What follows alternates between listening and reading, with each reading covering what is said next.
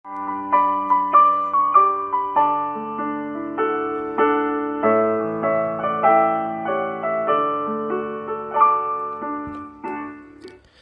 pagi Bapak Ibu Saudara-saudara yang dikasihi oleh Tuhan Yesus Kristus. Berjumpa kembali bersama saya Pendeta Eka di dalam renungan firman Tuhan pada hari Senin 28 Juni 2021. Kiranya sukacita dan damai sejahtera dari Tuhan terus menyertai kehidupan kita yang mendatangkan kebahagiaan. Puji nama Tuhan. Sampai pada pembacaan kita 1 Raja-Raja pasal yang ke-19. Biarlah firman yang kita baca sungguh memberkati kita. Dan beberapa hal yang kita akan pelajari dari pasal ini kita akan renungkan bersama-sama dan menjadi berkat rohani buat kita. Sebelumnya mari kita berdoa. Tuhan Allah Bapa di surga yang kami puja sembah dalam nama Tuhan Yesus, kami sungguh bersyukur dan berterima kasih oleh karena kasih dan anugerah-Mu yang telah mempercayakan hari yang baru kepada kami. Kami mau terus mengisi hati dan pikiran kami dengan kebenaran firman-Mu. Mampukan kami untuk dapat mengerti, serta menolong kami untuk dapat menerapkannya dalam hidup kami. Terpujilah nama-Mu Bapa, demi nama Tuhan Yesus kami berdoa. Amin.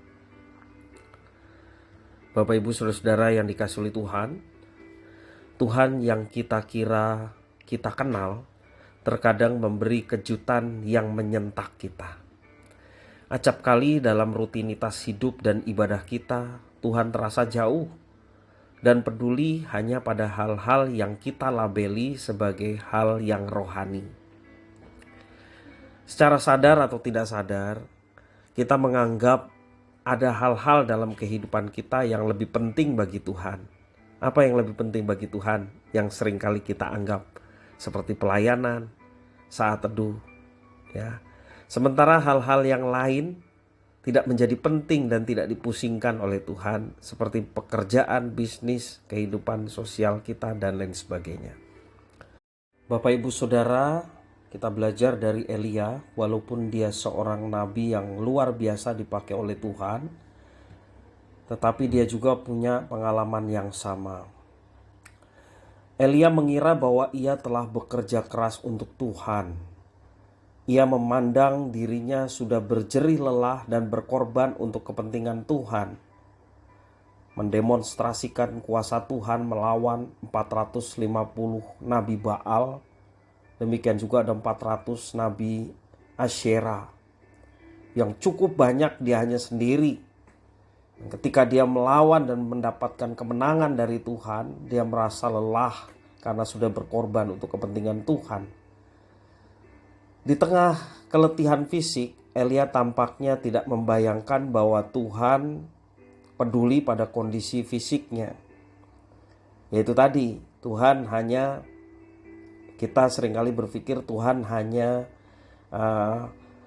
peduli terhadap hal-hal yang rohani seperti pelayanan, saat teduh, doa, dan lain sebagainya.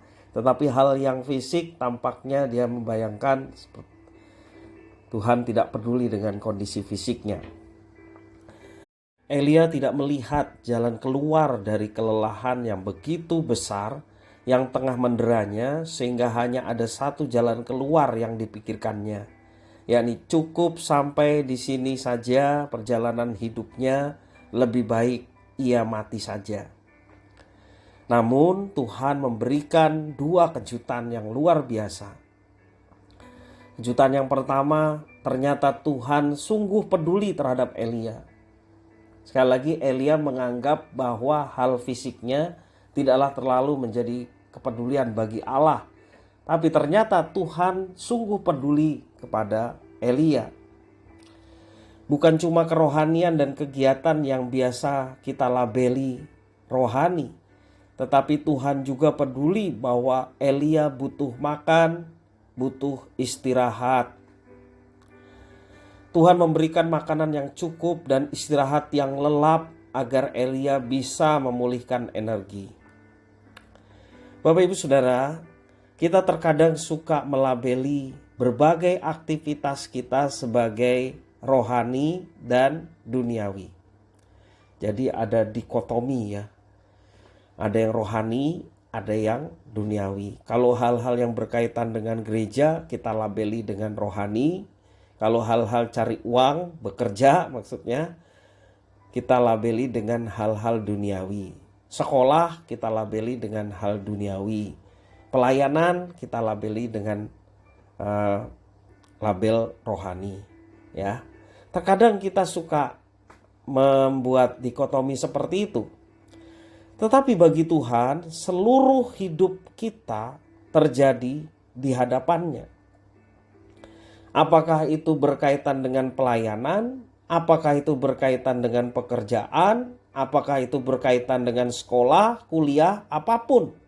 Seluruh hidup kita terjadi di hadapannya. Perbedaan yang kita labeli rohani dan duniawi, ya, itu tidak relevan di hadapan Tuhan. Dia peduli pada seluruh hidup kita. Amin. Sekali lagi, Tuhan peduli dalam seluruh kehidupan kita. Bapak Ibu Saudara, kejutan yang kedua, walau Elia mengira pertempuran dengan nabi-nabi Baal, 450 nabi Baal, merupakan klimaks pengalaman rohaninya bersama dengan Tuhan.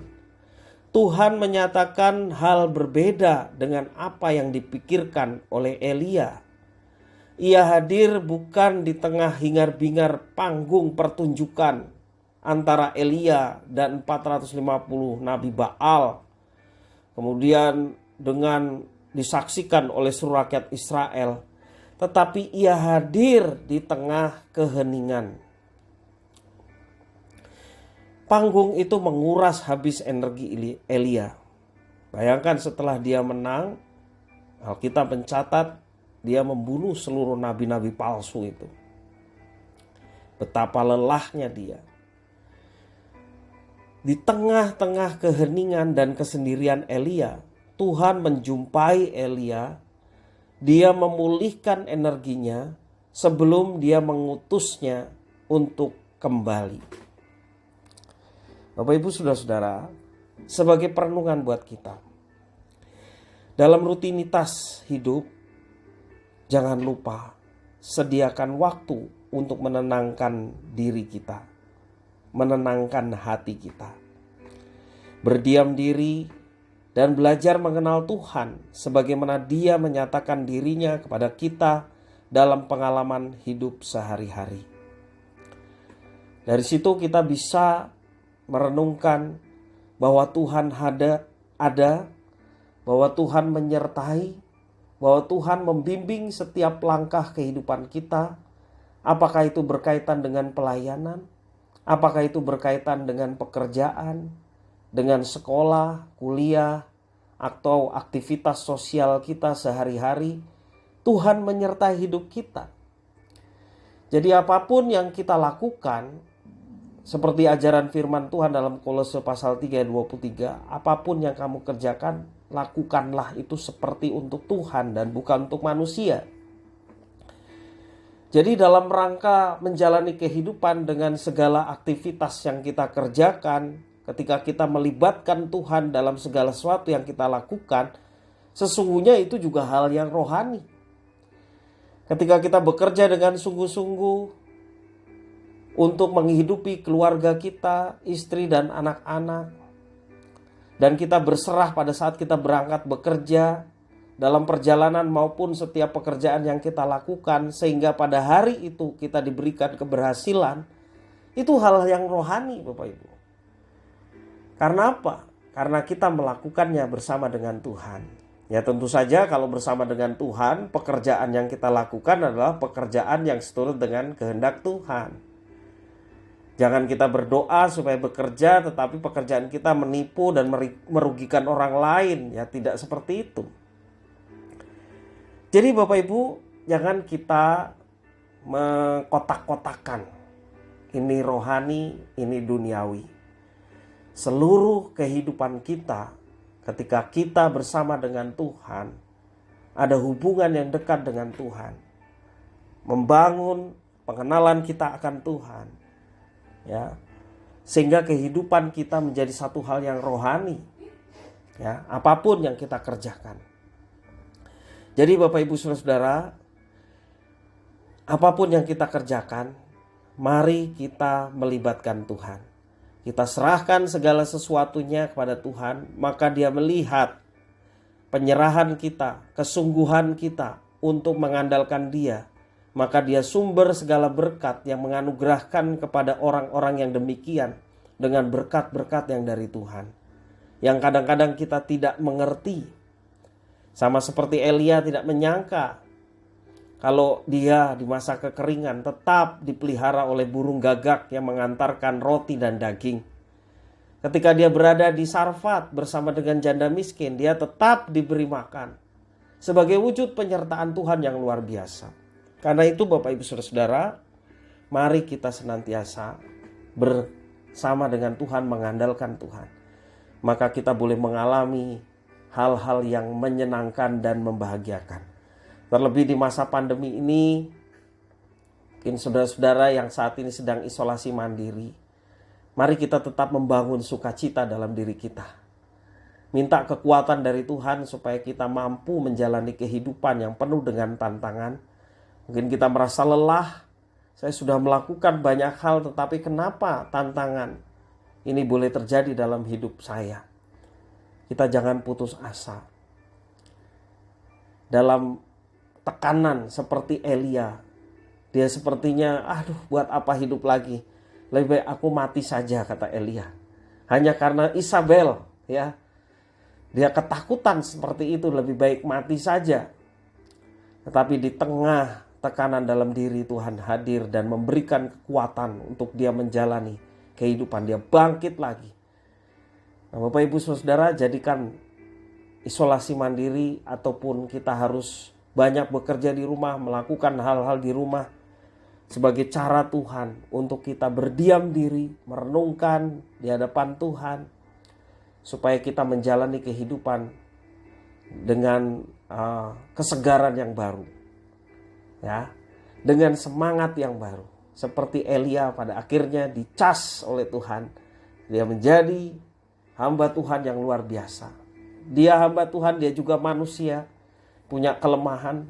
Tapi Tuhan tahu kelemahan manusia seperti Elia. Maka Tuhan akan menolong, menopang, dan memberikan jalan keluar. Memberikan semangat yang baru untuk dia menjalani kehidupan sebagai seorang abdi Allah yang baik. Biarlah firman Tuhan ini boleh menjadi berkat bagi kita untuk kita menjalani kehidupan. Apapun yang kita lakukan, senantiasa kita serahkan sama Tuhan. Sehingga kita diberkati dengan keberhasilan, kebahagiaan, sukacita yang dari Tuhan. Puji nama Tuhan. Mari kita berdoa bersama. Tuhan Allah Bapa di surga, terima kasih atas firman-Mu. Mampukan untuk kami dapat mengerti, memahami. Tuhan juga menolong kami supaya apapun yang kami lakukan dalam kehidupan kami, terlebih di masa pandemi ini, tidak banyak yang bisa kami lakukan. Kini inilah saatnya Tuhan mengizinkan kami untuk berdiam diri, berdekat kepada Tuhan, merenungkan setiap kebaikan dan penyataan Tuhan yang sungguh luar biasa, sehingga hidup kami diberikan kekuatan yang baru untuk menjalani hari yang ke depan dengan tantangan yang baru, dan kami diberikan kekuatan untuk melewatinya. Terima kasih Tuhan atas firman-Mu. Demi nama Tuhan kami Yesus Kristus, kami sudah berdoa dan bersyukur. Haleluya. Amin.